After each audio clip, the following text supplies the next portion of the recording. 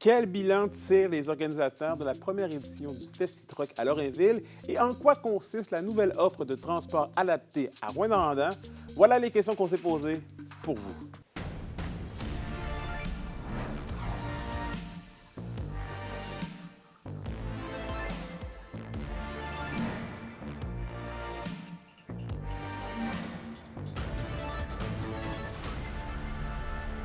Ici Anthony Dallaire et voici vos informations. On débute le bulletin au Témiscamingue. Un peu moins d'un an après l'annonce de la création de son Festi-Truck, Lorrainville a accueilli en grande pompe la première de l'événement ce week-end, une grande célébration de l'industrie du camionnage. Un reportage de William Maillet. La première édition du Festi-Truck signifiait le retour d'un événement de camionnage estival au Témiscamingue. Un événement qui est plus centré sur la population, un événement qui est rassembleur, puis on retourne aux sources, ni plus ni moins. C'est très le fun pour l'industrie du camionnage, mais aussi toute la Témiscamingue, parce qu'on savait que le rodéo, le western, la foire gourmande, tout ensemble, ça amène beaucoup de monde, c'est bon pour l'économie, c'est bon pour le tourisme. Tout s'est enchaîné très vite pour organiser le festival. C'est à peine en septembre dernier, lors d'une assemblée sur le destin du défunt Rodéo du Camion, que la municipalité de Lorrainville annonçait à la surprise générale sa volonté d'accueillir son propre événement. C'était un peu épeurant au début quand on a levé la main et dit oui, on va faire quelque chose. On regardait le calendrier, il reste 8 mois, 9 mois. Puis ça a été vraiment bien, tout le monde a bien participé. Le recrutement n'est jamais simple dans le monde du camionnage, mais l'événement est une manière de faire découvrir la profession. Tu voyais les gens se promener dans le show and shine, les yeux écarquillés des enfants qui regardent les camions, les camionneurs qui sont contents de voir les petits-enfants qui regardent leurs beaux camions. C'est vraiment beau. Une des principales volontés des organisateurs était d'inclure des activités un peu plus loufoques pour le grand public. Et ça passe notamment par une danse de tracteurs antiques. C'est pour montrer au monde qu'on avait des vieux tracteurs, mais ils existent encore. Puis le fun, c'est de dire, il y a beaucoup de retraités dans notre groupe.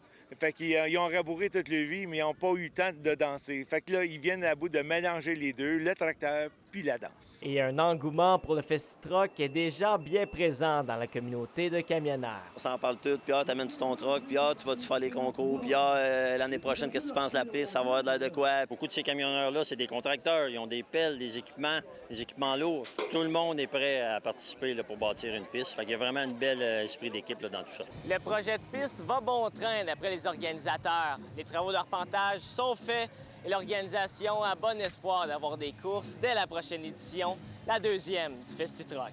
William Maillet, RNC Nouvelles, Lorrainville. Et à Rouyn-Noranda, maintenant, le Centre d'action bénévole annonce un projet de transport collectif ainsi qu'un espace de socialisation pour les aînés. Les deux projets seront prochainement mis en place. Un reportage d'Olivier Morin.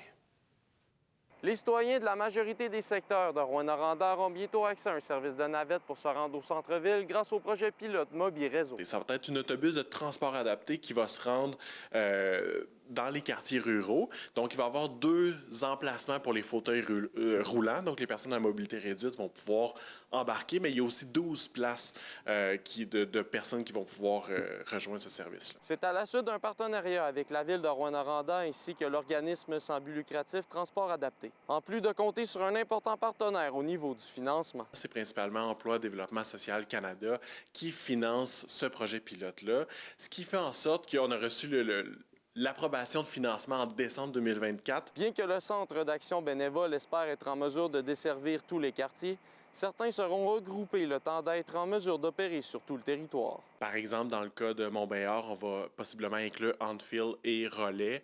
Dans le cas de Baudry et Cloutier, qu'on va pouvoir...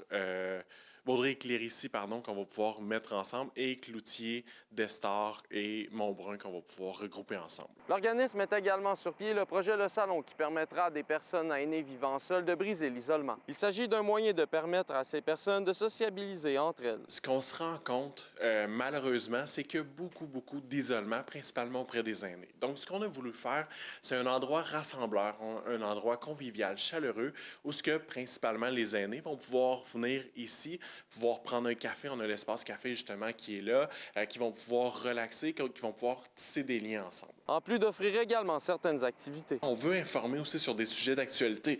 Donc, par exemple, qu'est-ce qui se passe avec la question du logement et tout. On va voir des organismes qui vont venir présenter des kiosques ici dans le salon. Les 2 services mis en place par le Centre d'action bénévole seront mis en marche dans 2 semaines, soit dès mardi, le 2 septembre prochain.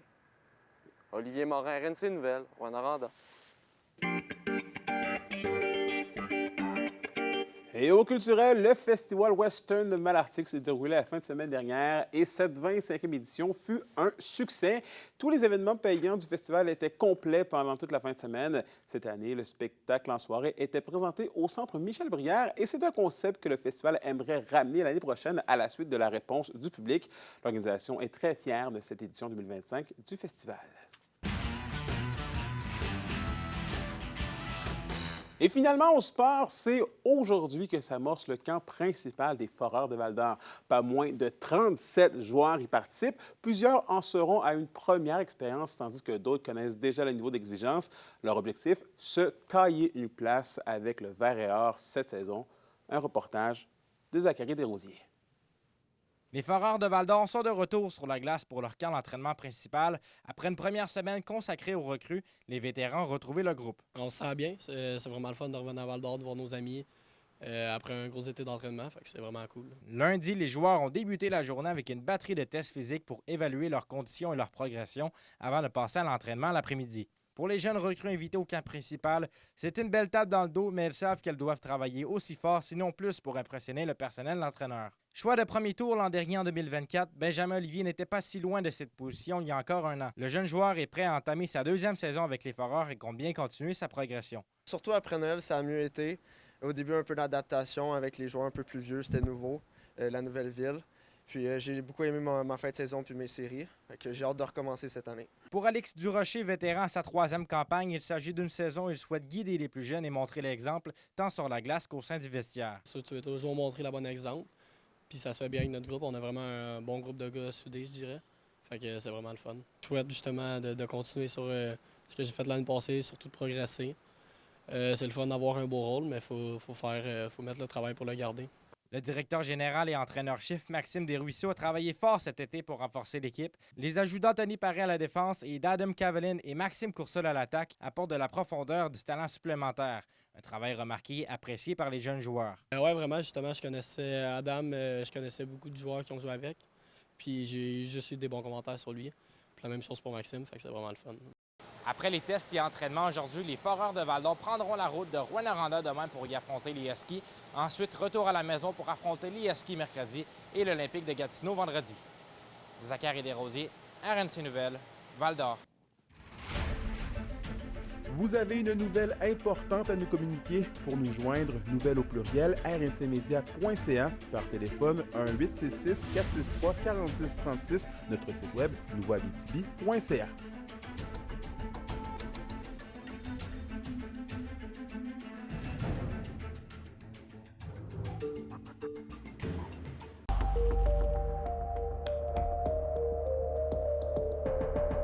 Témiscamingue pour ce soir et cette nuit. On prévoit un ennuagement tôt ce soir pour tous les secteurs. Minimum de 5 degrés Celsius pour l'Abitibi et de 10 degrés Celsius pour le Témiscamingue. Pour la journée de demain, c'est généralement nuageux avec 30 de probabilité d'averse en après-midi pour tous les secteurs. Maximum de 21 degrés Celsius pour l'Abitibi et de 23 degrés Celsius pour le Témiscamingue. Et finalement, en aperçu pour mercredi, on prévoit une alternance de soleil et de nuages avec des maximums entre 23 et 24 degrés Celsius.